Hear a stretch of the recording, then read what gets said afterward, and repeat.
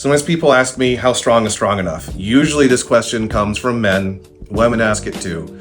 And this is a very relative question. It's a hard to answer question, and it kind of has a lot of nuance. And the answer ultimately is, well, it depends on what for you actually means. It depends on what stage of life you're in. It depends on what your body weight is. It depends on where you started and a whole host of other factors. It might also depend on what your job is. So in general, what I'm looking for in men who are under 40, for example, I'd say over 20, under 40, 1,000 pound total is a great thing to shoot for. Most men who are even moderately healthy can attain this.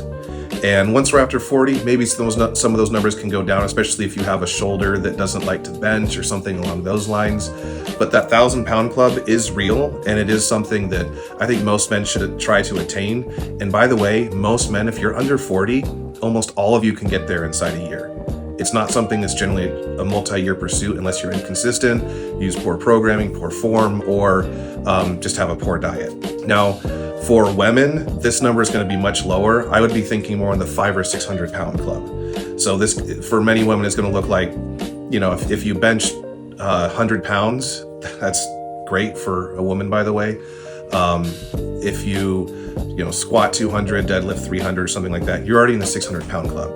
But I would say the 500 pound club would be a very moderate, very attainable number that most women could shoot for. And for those of you who don't know, this number is based on if you add up your max squat, bench, and deadlift. So if you're a man, this could look like a 400 pound squat, a 400 pound deadlift, and a 200 pound bench. Most men are going to be better at squat or deadlift, so those numbers might skew differently based on how you're built and where you're gifted. But those are something that I think that most people should attain, and I think every man should at least be able to do at any one time. The other nuance I would bring to that is obviously health history and things like that, but also that you're seeing progress. You can basically keep getting stronger if you start training young, usually until you're 35, 40. And this is if you start training as a teenager.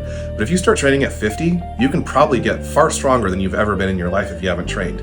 I know people in their 50s, 60s, and 70s who are stronger right now than they were when they were 25 because they didn't train at that time in life.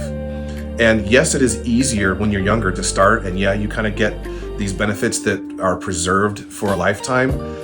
But the best time to start is now because you're only getting older, whatever that age may be. And there's no age where it's too late to train. There might be an age where it's too late to do certain movements, but we have always been able to find a way to work around those things. Doesn't mean you can't, it just means that you have to do it a little bit differently than someone else.